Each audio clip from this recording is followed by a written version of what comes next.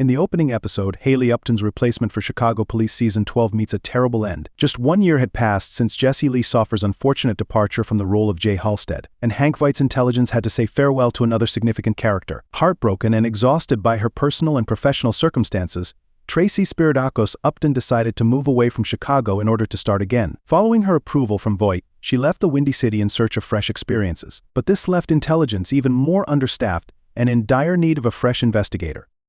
The casts of Chicago PD and the rest of the One Chicago franchise are not new. Many character changes have occurred on Voight's intelligence team over the years, some of which have been worse than Upton's departure. Having said that, the way her departure affected the team and its leader made it very challenging. Not only did Voight lose a detective in an already small squad without her, but he also lost his closest confidante and subordinate. Thus, Chicago PD Season 12 had to present her replacement, which it did, but with a surprising turn of events.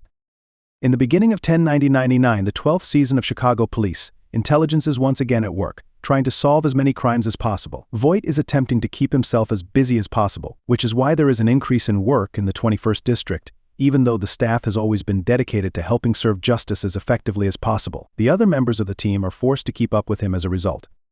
This is when Emily Martel, Upton's replacement, is introduced. Victoria Cartagen's persona is well known, despite the fact that the episode centers on Voight's self-imposed confinement. Having said that, a month has passed since her joining by the time the premiere begins. It also seems that Martel was acquainted with seasoned intelligence operative Adam Ruzek during their time at the academy. Martel is obviously competent at her work, even if she is new. Additionally, she gets along well with longtime intelligence employees like Dante, Torres, and Kevin Atwater. However, it's unclear what their interaction is, because Kim Burgess isn't present during the Chicago PD Season 12 opener. Sadly, Martel dies before the One Chicago Police procedural had a chance to fully develop the character and determine whether or not she is deserving of Upton's spot in the lineup. As she and Ruzek react to an event at the very end of the Chicago PD Season 12 premiere, she passes away.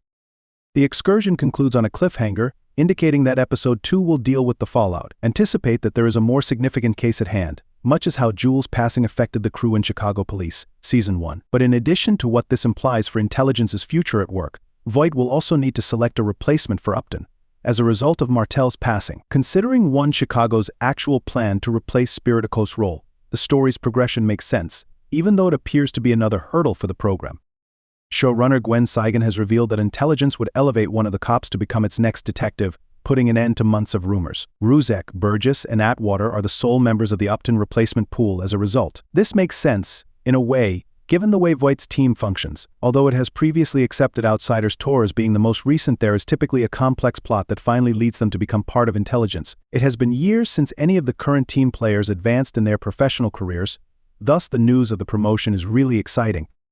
In the end, this is a far superior path. Not only was Upton the oldest member of the group, but he also served as Voight's deputy, a challenging position. Being able to confront her boss when he was about to cross legal boundaries in the Chicago Police Department was crucial. Voight would not listen to a new member simply because they were a higher rank than his loyal officers, given his attitude. Ultimately, he would remain receptive to accepting Ruzek, Burgess, and Atwater's story.